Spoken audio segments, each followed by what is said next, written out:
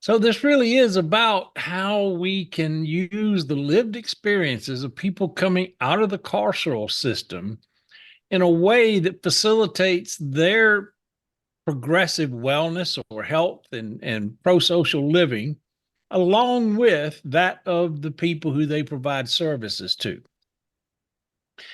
And we've got several objectives. The first one is for you to be able to describe the necessary components of the Forensic Peer Mentor Ready4Reentry training.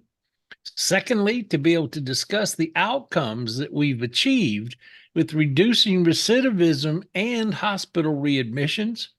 And then thirdly, to be able to identify strong candidates for successful forensic peer mentor training and the delivery of peer support services.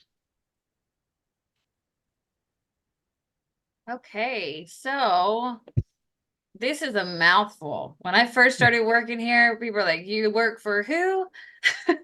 So the Georgia Mental Health Consumer Network. I don't know if anybody's ever heard of the Georgia Mental Health Consumer Network. It kind of rolls off my tongue much better these days. But we are a organization here in Georgia. We are actually governed by our peers. This is a peer-ran, peer-led organization. I like to describe this as like we are an umbrella, and underneath the umbrella there's all of these different programs and projects and trainings that help train and certify peer specialists to go out into the field and into the workplace to support people who live with mental health challenges. And so we started actually back in 1993. And one of the cool things that I'm so grateful to be able to work for an organization like this is in 2001, the Georgia Mental Health Consumer Network actually became the first state in the U.S. to become to implement the Medicaid eligible peer specialist training and services. So that's huge. And so I'm really, really grateful to be able to have the support of this organization. Our goal here is just to help people who live with behavioral health challenges all over the state just build a life that they deserve to have, a life that in a way that they deserve to live, regardless of stigma. Here at the Georgia Mental Health Consumer Network, we are all about advocacy. We teach, I told you, to teach trainings and education, all to help people live a life of meaning and purpose. Okay.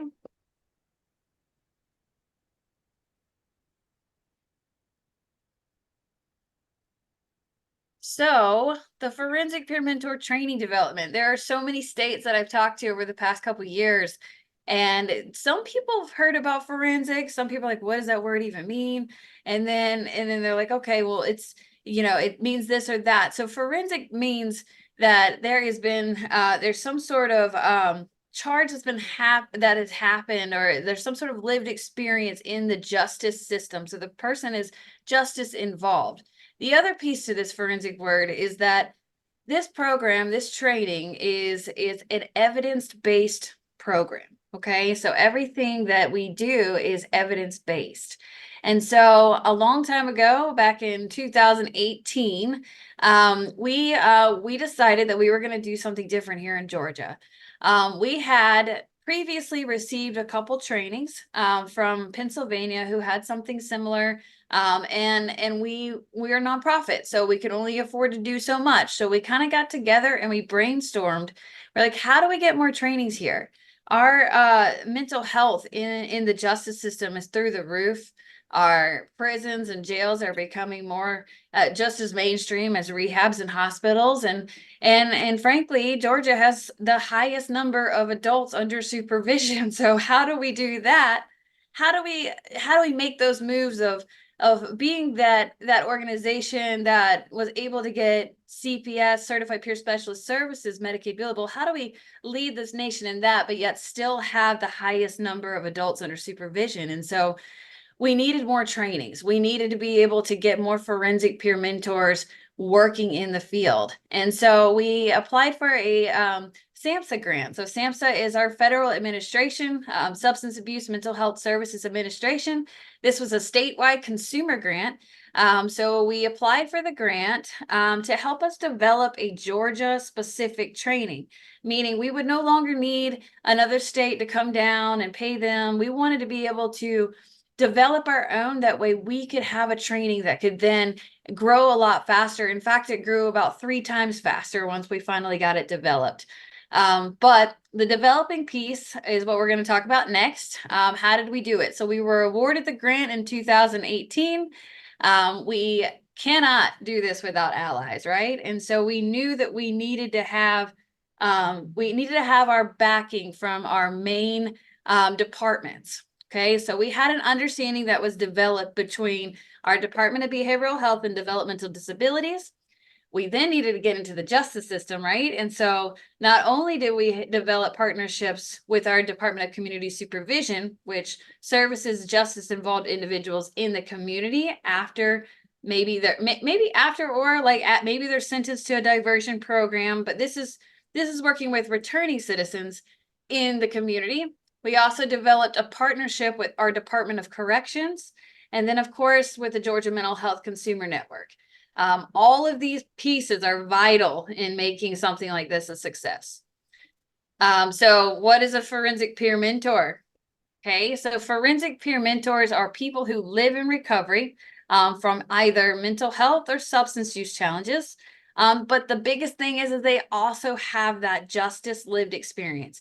So this isn't that their husbands were incarcerated or their kid was incarcerated. This is personal lived experience. You have spent the night in jail, prison. You've navigated a court system. You've had to rebuild your life on the outside. And so you have this lived experience going through the justice system. Okay. And of course, as a good peer specialist, we also operate from the perspective that everyone has the capacity to recover and be successful and live those meaningful lives of their choosing. Okay, so those are the qualifications to become a forensic. Some responsibilities. A forensic peer mentor is essentially, we're role models. Let's face it, people, especially myself, because I am someone who was also incarcerated for years in the justice system, and being in there, I found, and I see it every day today, there are people who have been, their parents have been incarcerated. They're getting raised by their next door neighbors. There is a real downfall in the amount of role models that are out there. Okay.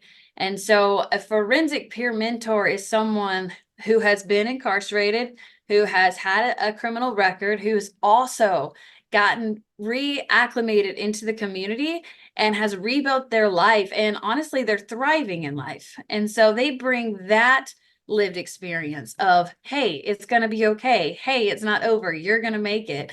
And they bring that into the justice setting, and they're able to be a role model. And honestly, for a lot of people that are incarcerated, they've never actually seen someone be where they have been and can sit there and say that their life is what it is today, and that they are thriving. And then they look at this person and they say, you need to start expecting this for your life.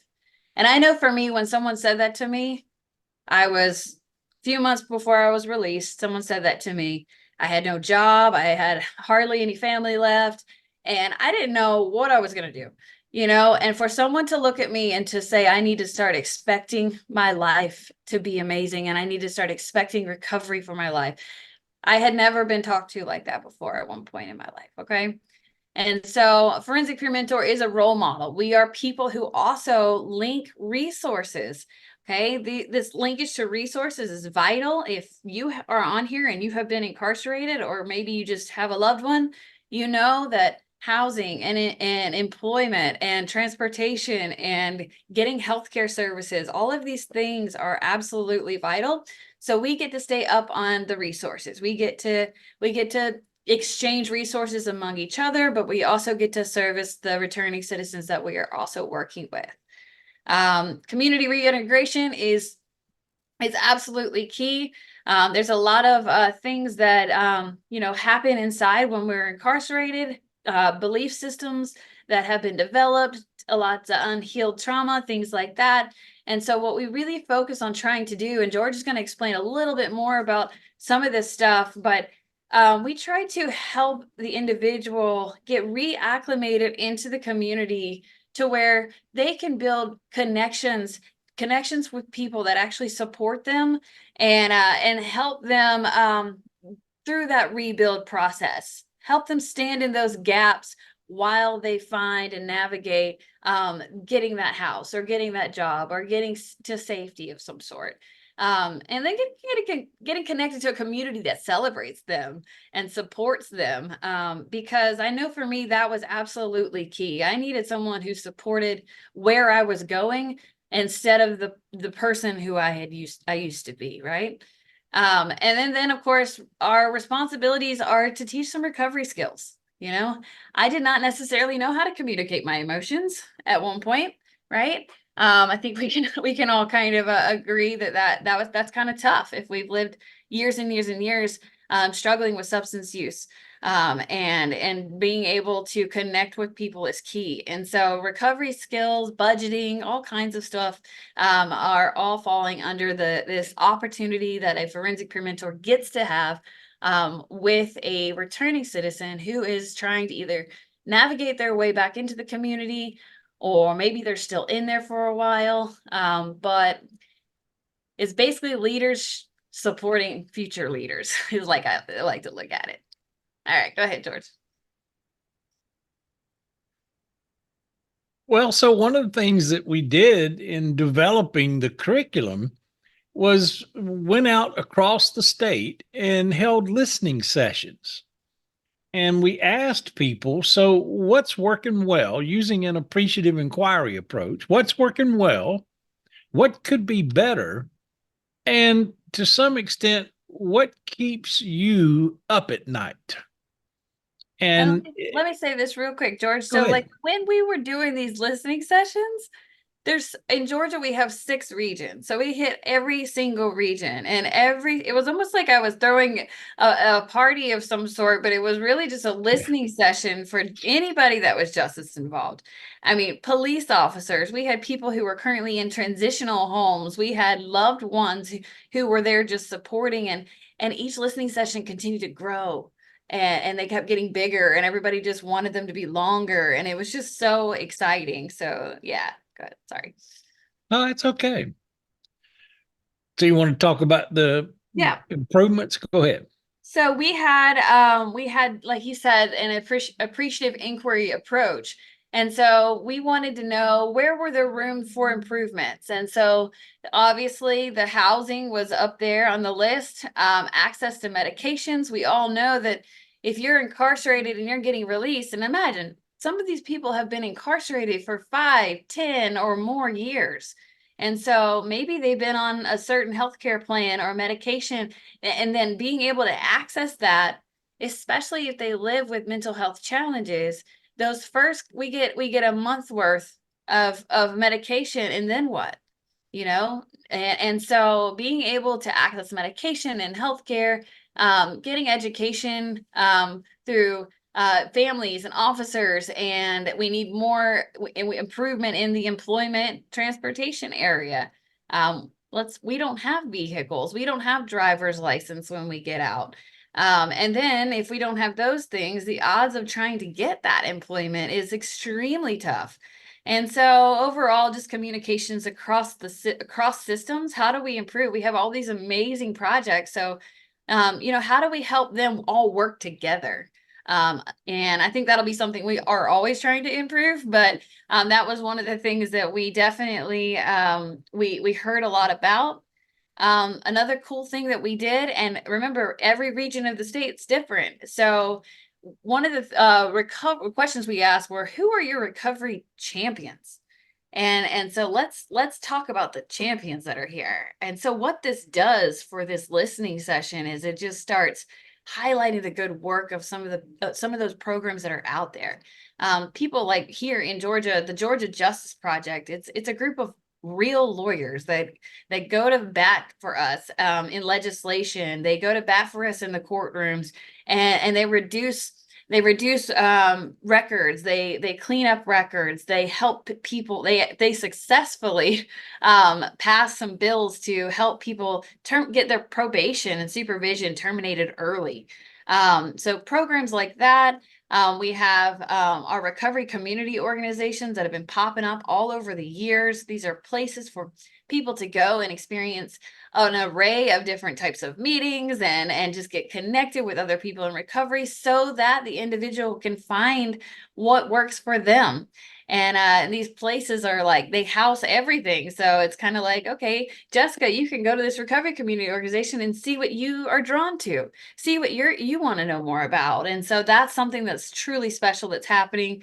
And then of course we have this opportunity to have credentials like peer specialist credentials and forensic peer mentor credentials. And there's just something about going through and surviving some of the things that we've done and to be able to get letters behind our name, to be able to take these trainings and get letters behind our name and to start feeling that sense of empowerment. Like, hey, I went through this, but I can take all of these things and I can actually, I not only can use this to support other people, but I recognize the need the system has for this lived experience. And so these are some of the, things that we champion here in Georgia that I could go on and on and on about.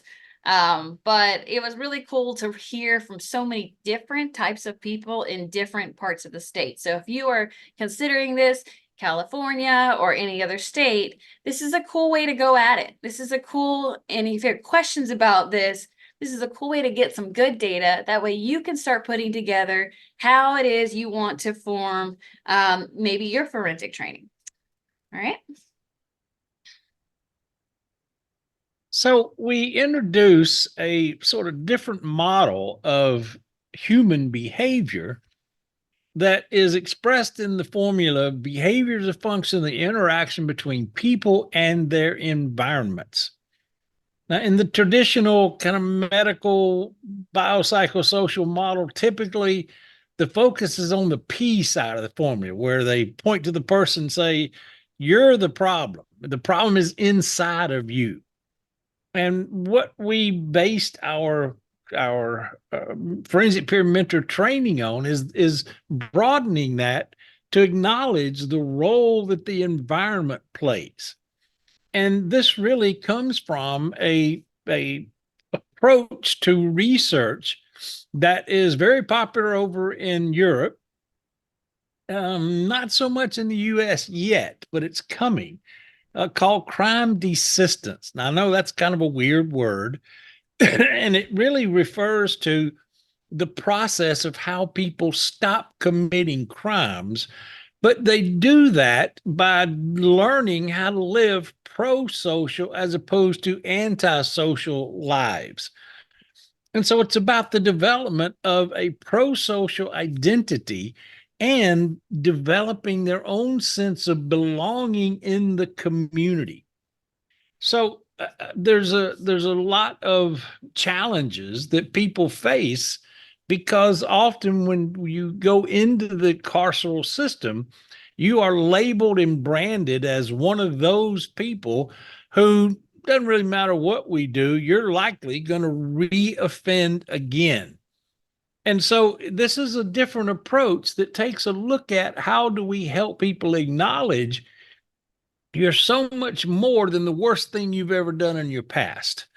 And so it's about being able to describe this work that really is kind of championed by Fergus McNeil. And there is some material that I will put in the chat box if you'd like to download a bigger example of what I'm talking about, or a more detailed example of what I'm talking about.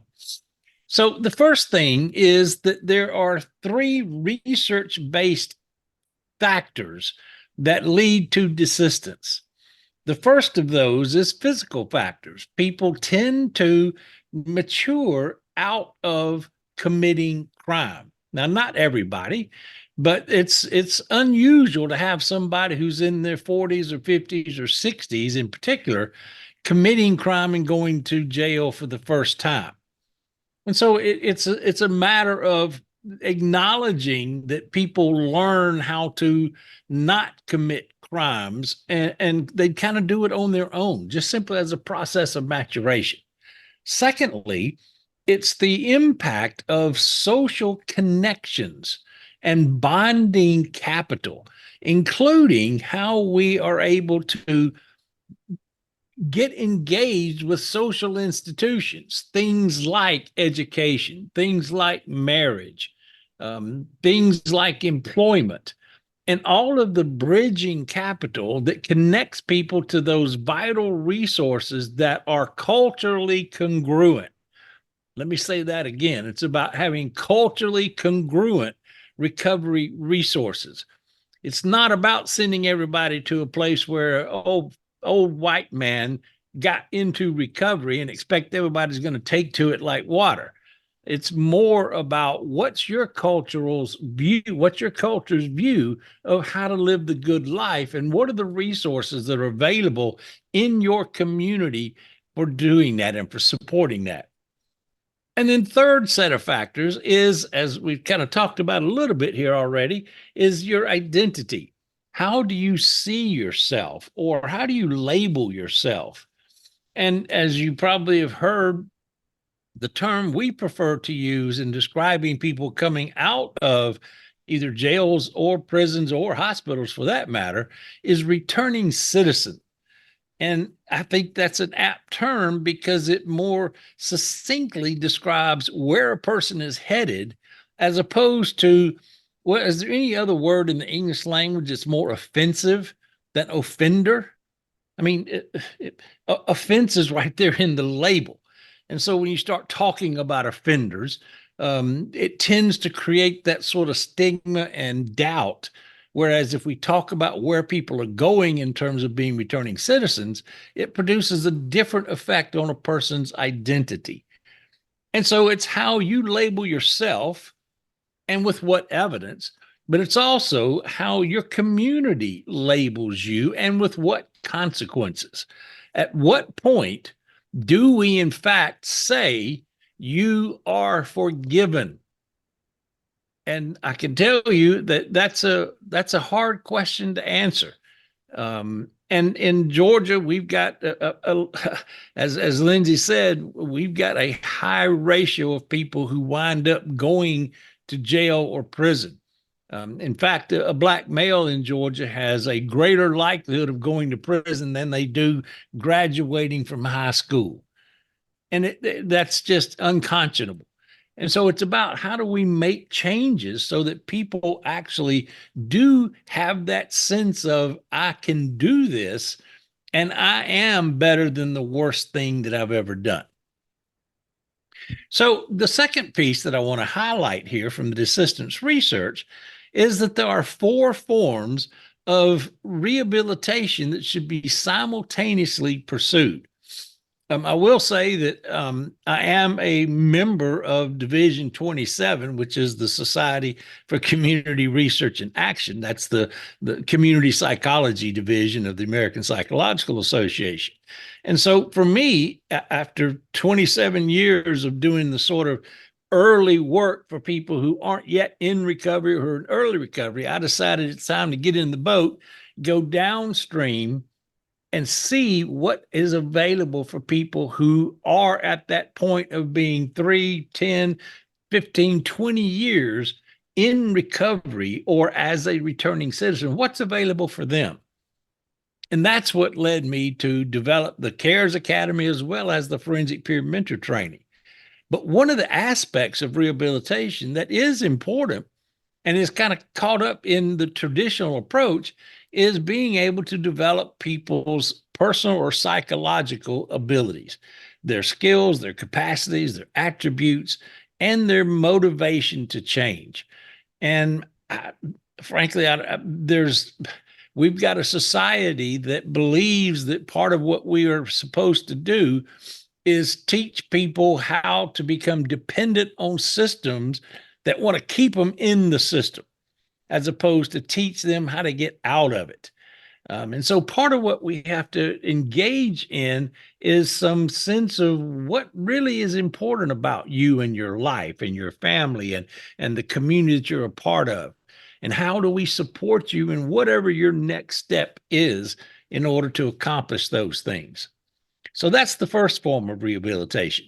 Secondly, is social rehabilitation. How do we de or relabel folks in the community and be willing to graft them back into the social body? It's not enough to say you're a returning citizen. We have to also be able to say, and you have a vital role within your community, vital to your own sense of value and worth, but that's also recognized by your community and celebrated by your community. And then the third factor or form of rehabilitation is moral. And this is the radical idea that at some point, the state and the community owe a retributive debt to end punishment. Yeah, I said it. It's about not continuing to punish people for the rest of their lives. And for some organizations and some aspects of government, that's a hard sell. Because the tendency is to say it's just a matter of time before you're going to screw up and you'll be right back here. And that's part of the challenge of being a forensic peer mentor, because you have to have feet in two different cultures, one of which you may be scared to death of because of your experience there. But the other is you're going into a work environment where you're kind of looked at sideways every single day. Yeah, you may be a returning citizen, but do we believe that you can be successful? And being around people who are skeptical or who maybe have personal experience with people who have returned to alcohol and other drug use or committed new crimes, it's a challenge to be able to manage that. But the fact is, if the state or the community doesn't end punishment, then the person never has a fair chance. And then the fourth form of rehabilitation is judicial, meaning what do we do in order to restrict records or do expungement? Now in Georgia, we don't do expungement. We may forgive, but we ain't never forgetting. And I don't say that with pride, but not yet, George. Not yet is right. Maybe one day. Yeah. But there's all manner of social functioning that you are disqualified for because you have a felony. There's certain occupations that you aren't eligible for. And so there's certain housing that you're not eligible for, all those sorts of things. And at some point, we need to have the right and the ability to fully restore citizenship. And that's fundamentally why we refer to it as returning citizens. And then the last thing, and I won't take up any more time here, is to be able to compare and contrast the traditional criminal justice approach that says what we need to do is to monitor and pay attention to an individual's risk, need, and responsivity. And if that means something to you, you probably have been involved in the criminal justice system. If it doesn't mean anything to you, well, again, go to the handout and it will explain this in more detail. But it's about being able to look beyond what's the person's risk of rearrest and how do we meet those highest level needs that are likely going to contribute to either being arrested or not. And then being responsive to the individual is where desistance comes in. How do we support that individual in finding the resources that really will help them in doing whatever the next step is in that person's recovery or their pro-social living? Awesome, George. And you're gonna put that video in the chat, right? Yeah, I am. It's a handout, actually. Oh, it's a handout. I highly recommend just taking a few minutes and listening to it, because it's just, I had to listen to it a bunch of times to really understand that hard to even say word, crime desistance. Yeah. But if you can study it and you can, really comprehend what it's talking about, I just value it so much, like this entire thought process, because I am a returning citizen, and these are the things that I've had to overcome and also experience as well. All right, so thank you so much for that, George. We're going to move into the actual forensic peer mentor training, which is my baby. And I am excited to go through this with you. So, George, I can't get it to click, but Oh, so we have a 5-day training. We used all that information from those listening sessions that I told you about earlier. And we sat down for about 6 months, meeting after meeting. And even after we first jump started our first meeting, our first training, we still kept critiquing. And so now we finally have this curriculum that is it's 40 hours. It's 40 hours. We do working lunches. And so one thing that's exciting about this training is the facilitators. You guys, we have worked, I told you about the whole partnerships and the allies that were key in even having something like this, right? And so what we've done is we've developed relationships with facilitators from the State Board of Pardon and Paroles. They come in on like the first day. Literally, we have the clemency division, people who have been working at the State Board of Pardon and Paroles for almost 30 years, all three of them. They come in and they talk, they share what pardon and what parole even means, and just really give good knowledge, updated knowledge coming from the leaders themselves. So they come in and speak. Our second day really consists of hearing from different aspects of our Department of Corrections here in Georgia. We have people from state offices coming in to talk. We have actual forensic peer mentors sitting alongside wardens, deputy wardens, and they sit there and they talk about what it was like to first having a forensic peer mentor in that prison. You guys, this was not easy. George kind of mentioned it before. Having to really kind of like cross over into these new territories, wearing a different hat, with having that criminal record, it wasn't easy, but we're able today to teach how to develop these allies within the place that you're working.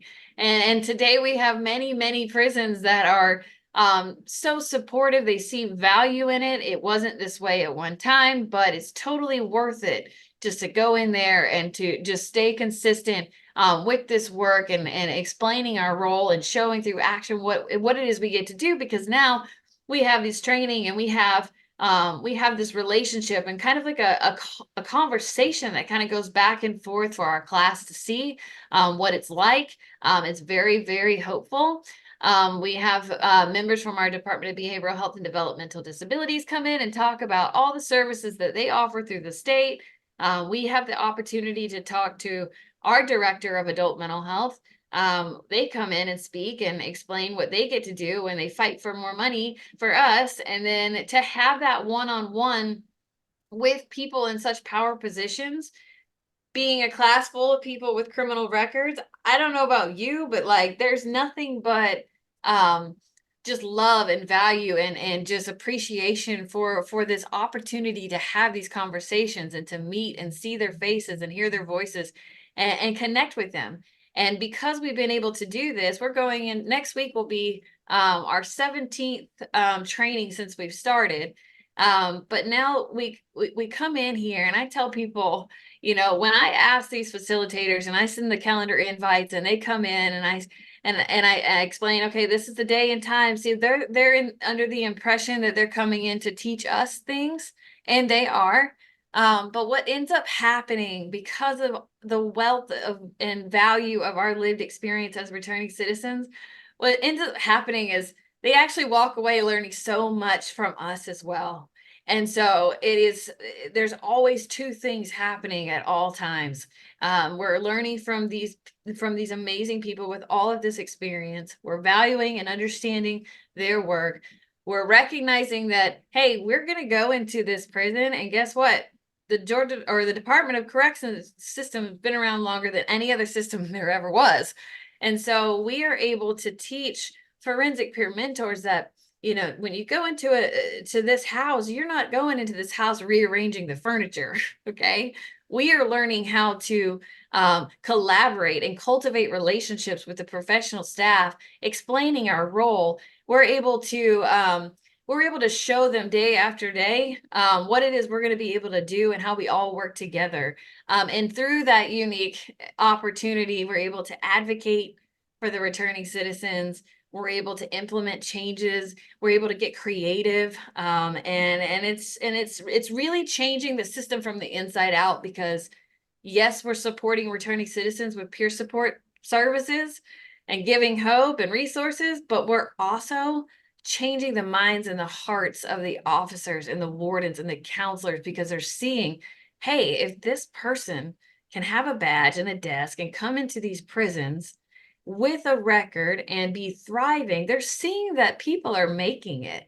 And it's just like what we do with peers. When they see that somebody can do it, they get that tinge of hope. Well, we're doing the same thing with the staff too. And so I love that what we're doing here is way bigger than just direct services. It's truly changing a system. And so one of the cool things that we actually teach throughout the training is on day one, we talk about, you know, recovery messaging, and we task the class with this elevator speech. It's a 2-minute little spiel of who they are and what they do as a forensic peer mentor.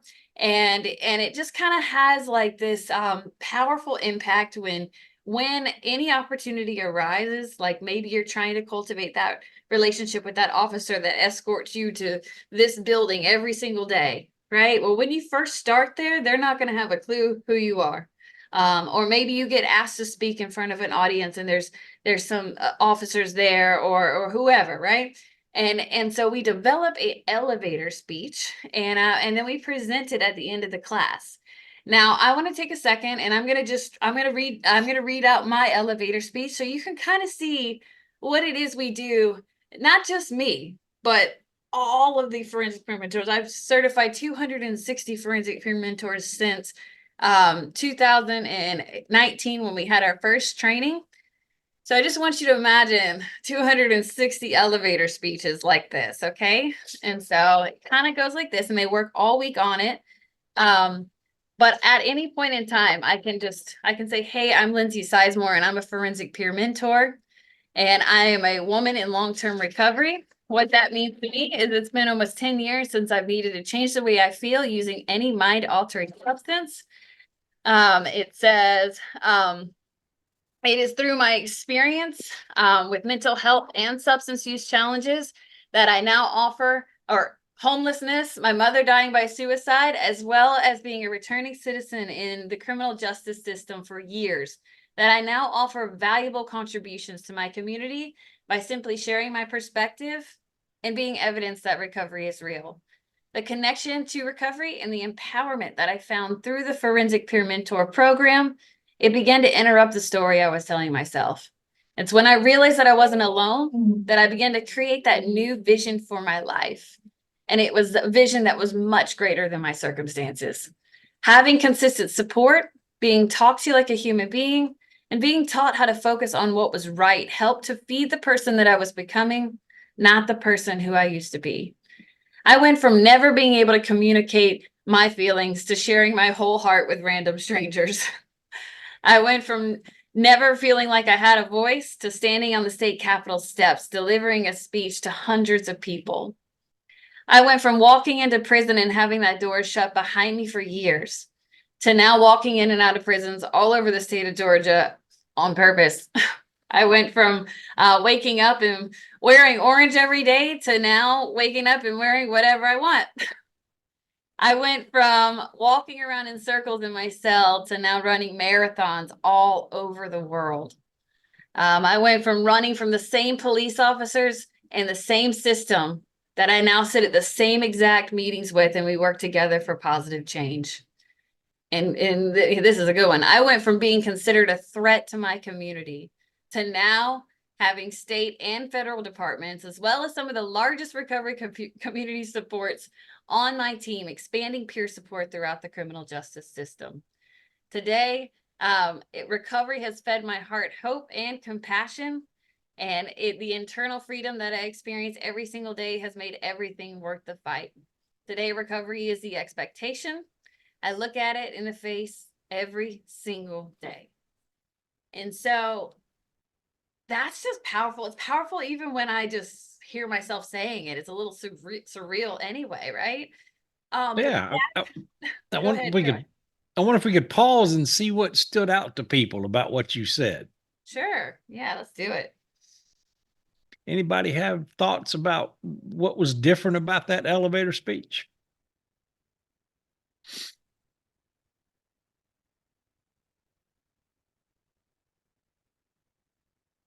Go Chris, ahead, go. Chris. Yeah, can everyone hear me okay? Yes, Yeah. sir. Yeah, so I just want to say to me that elevator speech is very empowering because I'm also someone that comes from the same backgrounds as you listed off, being incarcerated, substance abuse, mental health. And to me, just hearing that, the way you stated it very well, and it just gives the listener so much hope. Yeah. No matter what point they're at. I also am in long-term recovery. I'm at the point now where I'm starting to work with people, but that elevator speech still gives me hope. Nice. Yes. Thank you. And It's different than your traditional drunkalog, the one that you talk about all the bad stuff and how bad it was but I'm okay today. No, let's stop with that and let's talk about where you're headed and the valuable things that your life includes today. Jesse, you wanted to jump in? Sorry, I couldn't unmute. Yeah, I totally do. I feel like it was like interesting because like the things you were listing were like things that like contradict one another, like they're like polar opposite things. Yet you did both of them, which was like I guess that was kind of like the hope factor, I suppose. I don't know how to explain it. But yeah, that was super rad. As somebody who's like I'm a two-time felon and I'm actually like this is really interesting because I'm working on a like a justice involved curriculum right now that I Nice. don't have a freaking clue what I'm doing. So this is kind of, giving me some inspiration, but and like what the purpose is. But I think that what, when you were reading that, I was trying to like envision myself as a prisoner still, as somebody incarcerated. And like, if I heard somebody telling me that, I would be like extremely motivated by that. Like, that would be like just totally, it would totally alter my mindset from like calling myself a prisoner and a convict to calling myself a person a person in recovery, right? Like just vastly different. So and awesome. an asset. Like, yes, it's like not only does this happen, but I now add value here, here, and here. totally. Yeah, that was awesome. Yeah. Loved it. Thanks. Peter. Yeah, hi everybody. I'm Peter. I'm from the Mental Health Association of San Francisco, and I'm hoping maybe we'll get a chance to talk later some more too, because I'm trying to start something kind of like what you guys are doing. So, but I'll spare you that for now. But but I'm in recovery too, and yeah, I mean, you had some images that were really great. I mean, the thing about and you pointed it out yourself, I think too, like the thing about like the officers or the authorities you were running from, now you sit at the same tables with, and make decisions about policy and stuff, which is great, which is fantastic, and which is the story. I mean, that's just one small part, but of what you said. But I think, I mean, when we do elevator speeches, I mean, you conveyed a lot. I mean, that's a lot. And so you might even, like you might end up sort of picking and choosing a little bit. Like I know you probably do, just depending on who you're talking to and stuff, because do outreach in the community. So like I'm always I don't know, I talk to different groups and stuff, and I think it's so powerful, you know, and I come out of 12-step recovery, you know, and all that. So it's like I feel like peer recovery, 12-step recovery, they kind of dovetail, and anyway, I'll leave it at that for now. I don't want to talk too much, but I hope we get a chance to talk later, or I'll email Yeah. you guys or something. So yeah. Good. Yeah, absolutely. Thank you so much, Peter. And thanks to everyone for the feedback. And so this is something that we have designed to be strength-based, like George was saying, but you know, painting those pictures, you know, being able to recognize that the emotion that I'm sharing that I experienced is something that no matter if you've been incarcerated or not, you've experienced it. Everybody, I said, I went from feeling like I had no voice to standing on the state capitol steps, delivering a speech to hundreds of people, like having no voice, no matter who I'm talking to in the audience, at one point in their life, they kind of can resonate with what it felt like to not have a voice, right? And so we specifically teach people to learn how to paint these pictures. And you're right, Jessica, it goes from this to this. It tells a short story in one sentence because we only have about, you know, a couple minutes to keep people's attention, right? And so we've learned how to say, I went from wearing orange every day to wearing whatever I want. We're showing hate, we're showing hope. I went from this to this. And so everyone who goes through this training develops their own personal one. And of course, depending on the audience, we will choose, you know, how much time we have and things like that. But you want to talk about empowering for the individual? Every single time I get the chance to say that about my own life, I'm empowered. And so you know that this is happening for the person who's sharing. And then, of course, if you're incarcerated and you heard someone say something like that, they would be like, excuse me, what? Yeah. You know, and then that's where it starts. So anyway, I wanted to give you a little bit of that. We can, anybody who interested, we can definitely dive in deeper about elevator speeches. But today I remember when we were only at 1 or 2 prisons, but today we are at 22 state prisons. We are at 2 transitional centers and 2 integrated treatment facilities. So the growth has truly multiplied. 19, 20, 21, 22, 23, that's like about 5 years worth of going from 2 prisons to where we are now. And a lot of them just started in the past year, right? Because once you get some good data under your belt, you're able to continue, and you're getting, you can't ignore it. Okay, it's working. And so the commissioners and people that are in charge of money and things like that, they see that it works. You get it working in 1 or 2 prisons, you get those relationships cultivated, you take those relationships into meetings, and then the next thing you know, you're explaining to these prisons, hey, this works. This isn't an actual thing to be afraid of. Let's open up our minds a little bit more to incorporate lived experience, because maybe we can stop seeing the same exact person come in and out. And then maybe as a community, we can start celebrating them even more. It'll be easier, right? And so this to me is like the missing link. And look, guys, we're in the community now. We have 7-day reporting centers, which are similar to like diversion programs. We're in 10 different accountability courts. So now the courts have forensic peer mentors who can advocate to judges, talk in meetings, help people even prior to being sentenced and getting those charges under their belt. We have this opportunity to say, hey, that behavior may have been a trauma response, and this person's really working on all these other things, and we could change the course of people's lives. And so we're in the court systems. We are in outpatient treatment programs. This is also something that's growing in all of our community service boards. We have people on crisis teams. I was recently in a situation where they had, you know, crisis. They had forensic peer mentors there and ready and trained. It's truly unbelievable. Some new projects. We're entering into the jails right now. We started with prisons, and jails were kind of like the later thing that we were trying, just because there's so many people that go in and out and tracking and things like that. But we are now going into the jails. And so that's really exciting. It seems to be working. We're getting the attention of sheriffs. If there's, like I said, 260 forensic peer mentors in Georgia. So if they are in a certain area, they're already having their own conversations with sheriffs. They're creating their own proposals and they are making it happen. They're going in and they're working with individuals. Even if they have to be escorted by police officers and sitting down, they know to use that as an opportunity, not to be upset.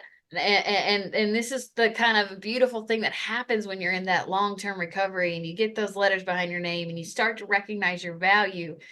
You start to recognize the opportunity now. Instead of being afraid of these officers or judges, you start to build relationships with them.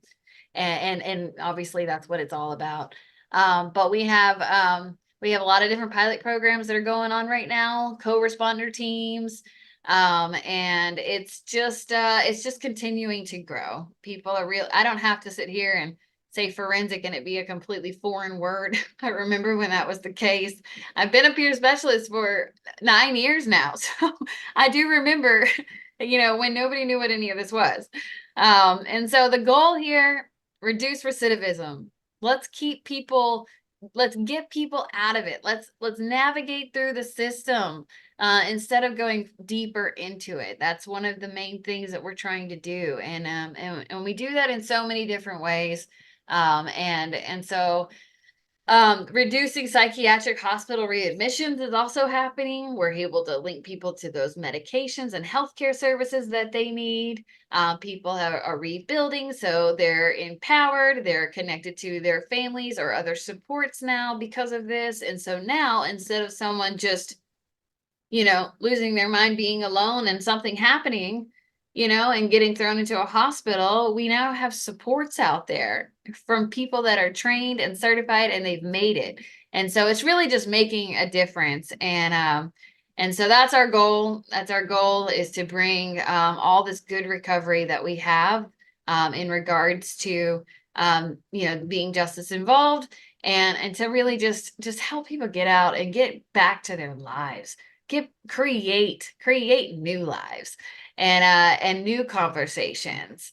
Some of the incidences that we kept track of in prison. So this is the recidivism rates, right, George? Yes. Okay. So we had under 5% at day reporting centers, which is so awesome. This is a year-long program. Anyone who's working with a forensic peer mentor, 0.05%. That's just amazing. So no new arrests. We all know that first year of being in the community, especially if you've had that revolving door of in and out of the system since you were 18 years old, which is a lot of people's stories, right? If you have the support of a forensic peer mentor, someone who's been there and done that, right? Your odds are, look at this, the rearrest 0.05%. 0.05 for prisons as well. And then, these are different DRC sites. But it's working, you guys. And you see, this is data from 2023. Let's move to the next slide. This is also 2023 data. So that was at the beginning of 2023. So it's safe to say that we're probably close to probably like 6,000 people, I would say, probably. Look at the jump though. You see how that's a total. Okay. But that's a lot of even if we just went off that number, 4,699 returning citizens have been served by forensic peer mentors. And so that's a lot of people, right? Every forensic peer mentor has the capacity to work with up to 20 individuals at a time if they have a full case, full partnered peer list. And so think about how much that is, right? And now I want you to think about all the families that are now connected to that 4,699 people. This is a lot of impact, okay? And this is what community healing looks like, okay? So more outcomes. These are also ideas for you guys in your state. If you want to start keeping track of data, or what kind of data should we keep track of? If you're asking yourself these questions, we keep track of, how many people we're serving, who's getting employment. Maybe we have a certain percentage of people that are getting mental health services. How many people found housing? So we're trying to work more smoothly in this whole area with the state and housing vouchers and this and that. So how many people are getting housing? And then, you know, how many incidents of homelessness? It's just a need, you guys. It's a need when you get out of prison. And this is something that we can track. We're having a forensic peer mentor is going to be, it's going to help a lot of people in a lot faster to finding those jobs and housing and keeping them. But anyway, community integration, this is huge. These are some great things to track. So if you're building out your own curriculum, if you're building out, your own program, be sure to track these things. Well, and so the idea is that, yeah, stories are powerful. And if you want to change hearts and minds, stories and data is the way to get there. And you kind of can't do without both of those. Because if you're going to talk to a sheriff, or you're going to talk to a legislator or a warden, if you can go in and show these sorts of impacts, it makes it harder to argue against the possibility that what they are participating in is contributing to the health and the safety of the communities that they are. That's part of their mission. And so this is a way of really being able to kind of saddle up to that ideal. Right. Numbers will get you really, really far. Yeah, exactly. And So go ahead. this is based on a different approach to recovery than kind of the medical model. So if I say that the opposite of addiction is not sobriety, what is the opposite of addiction? Connection. Connection. Perfect, Peter. Okay. It's about connection. And fundamentally, that shift is part of what was started back in the 70s by a group of folks in California. And Thomasina Borkman is one of what we now refer to as the social model sisters, where they developed this idea about the real value of helping people get into and sustain recovery comes from connecting them to their local communities, the local community resources. And she aptly expresses this by the saying, you alone can do it, but you can't do it alone. And so it's about the fact that we have to acknowledge that for some people, one of the biggest challenges is, how do I forgive myself enough to engage with other people? And then can other people actually acknowledge the value and the worth that I bring to my community? And it takes time. I mean, this isn't going to happen just because you walk out of jail the next day, you're good. No, it takes time. And so it's about how we develop these networks of support so that people really do begin to get celebrated in a way that they and their communities value.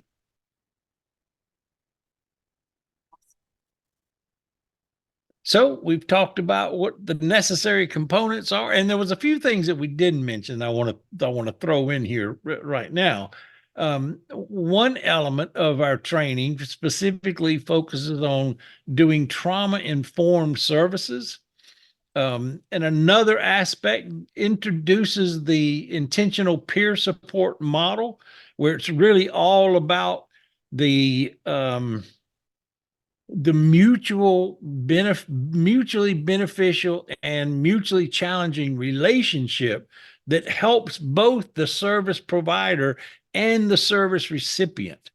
Yes. And so those are a couple of, I think, the real highlights of what we talk about, in addition to all the different organizations that come in and say, here's how parole works and here's how corrections work, et cetera. Let me say a little on that really quick too. So Sure. for the trauma piece, it's how do we improve those criminal justice responses? And And so as a forensic in that unique opportunity, being able to have that relationship with the returning citizen and understanding their untold story and things that they may be navigating, and being able to go to an officer who is mad because this person just acted out, or they just stopped responding, or there's something going on. And instead, as the forensic peer mentor, we can highlight, hey, sometimes a behavior that we see is a way that person survived in the past, because this was probably just a trauma response. Can we get creative here and work together? Again, this is a way to help the returning citizen, also a way to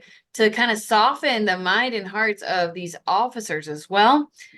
So we tackle the trauma piece, because we understand that there's been probably a world of trauma that's taken place before then. And then going into the justice system is already traumatic. And so how do we help people, or how do we help the system recognize that this is a trauma response? And instead of throwing in an isolation and re-traumatizing and not really even fixing the actual issue here, we teach forensic peer mentors how to use this position that they have to really just uncover a little bit more of the human that's behind the behavior or something that's going on. And then when George just mentioned intentional peer support, so probably my favorite training there ever was, but think about it. If you're a forensic peer mentor and you're going into a prison and you're working with someone, and then you get to go home at night, right? And so working with this returning citizen, it's very easy for the returning citizen to understand, or to think initially, you're with them, right?